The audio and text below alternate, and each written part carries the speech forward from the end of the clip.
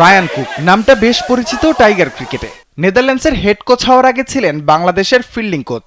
বয়স এখনো 40 পেরোয়নি। এ বয়সে অনেকেই ক্রিকেট খেলেন, অথচ কুকের কোচিং পেশার বয়স প্রায় 5 বছরের। সিলেটে প্রথম টি-20তে দলের বড় হারের পরও অনুশীলনকে উৎসবের মঞ্চ বানিয়ে ফেলার এই দৃশ্যই বলে দেয় কতটা আন্তরিকতা তার কাজে। গতরাতে নেদারল্যান্ডসের বোলিং ছিল যাচ্ছে তাই তো পেসারদের ইয়র্কার করাতে চাইলেন রায়ান কুক। পপিং ক্রিজে রাখা হলো ফোম। শুরুতে কেউই হিট করতে পারছিলেন না, তবে একজন পারলেন, তাও আবার একাধিকবার। 32 বছর বয়সী ডানহাতি পেসার পল মাকার্নের জয়ে যেন জিতে গেল পুরো নেদারল্যান্ডস দল। সিরিজ হার বাঁচাতে এভাবেই ঠিক জায়গায় হিট করতে হবে ডাচ বোলারদের।